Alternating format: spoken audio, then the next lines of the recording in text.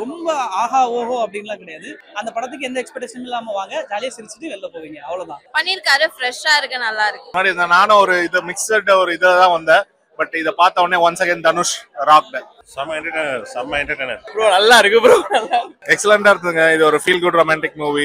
Youth கண்டிப்பா நல்லா enjoy பண்ணுவாங்க. பட் அதே மாதிரி ஃபேமிலி ஆடியன்ஸ் வந்தாலும் ரிலேட் பண்ணுவாங்க. ஹியூமரும் இருக்கு, எல்லா எமோஷன்ஸும் இருக்கிறதுனால கண்டிப்பா இது பியூர் 2K கிட்ஸ் ஃபிலிம்னு சொல்லி இது பண்ண முடியாது. எல்லாரும் வரலாம். படம் சூப்பரா இருந்துச்சு. நல்லா இருந்தது, நல்லா இருந்துச்சு.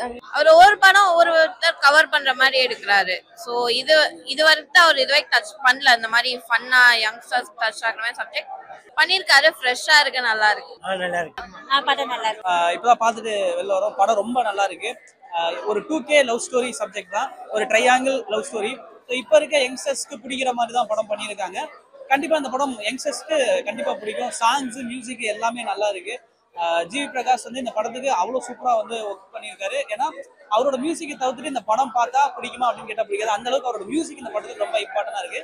தனுஷ் அவரோட டைரக்ஷன் அதை விட ரொம்ப சூப்பரா இருக்கு. இந்த படத்துக்கு என்ன விஷயமோ அது சூப்பரா பண்ணியிருக்காங்க. அதே மாதிரி படத்துல நடிச்ச எல்லாருமே ரொம்ப சூப்பரா வந்து நடிச்சிருக்காங்கன்னே தெரியாம அழகா அவங்களோட பெர்ஃபார்மன்ஸ் ரொம்பவே சூப்பரா இருக்கு. நல்ல அட்டெம்ப்ட். ஹீரோ வந்து ஃபர்ஸ்ட் டைம் ஆக்ட் பண்ண மாதிரியே தெரியல. நல்ல ஸ்வாக், நல்ல ஆமா நிறைய இடத்துல அந்த ஒரு ரெஃபரன்ஸ், உங்களுக்கு தனுஷோட ரெஃபரன்ஸ் நிறைய இடத்துல எடுத்து கொடுக்குறாரு. சார் இது அதான் தனுஷ் படம் அப்படின்னு இது சொல்ல முடியாது. இது ஒரு ஜாலியான படம்.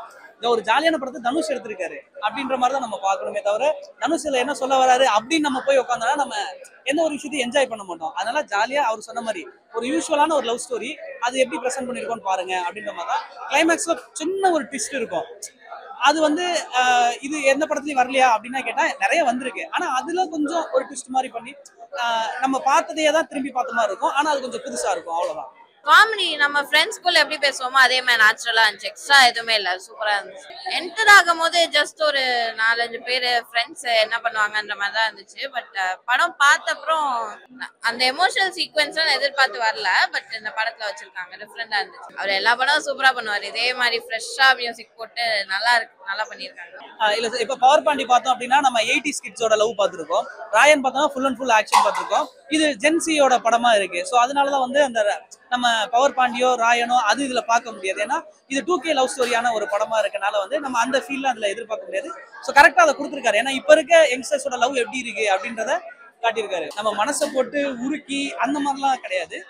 இப்ப நடக்கிற ஒரு விஷயத்த அழகா ஜாலியா ஒண்ணு சொல்லியிருக்காங்க. ஏன்னா இப்ப இருக்கவங்க வந்து லவ் எப்படி பாக்குறாங்க, லவ்னா என்ன அப்படின்றது எல்லாத்தையும் சூப்பரா காட்டியிருக்காரு. ரொம்ப ஆஹா ஓஹோ அப்படின்லாம் கிடையாது. ஒரு ஜாலியான ஒரு ஃபன் ஃபில்லான படம்.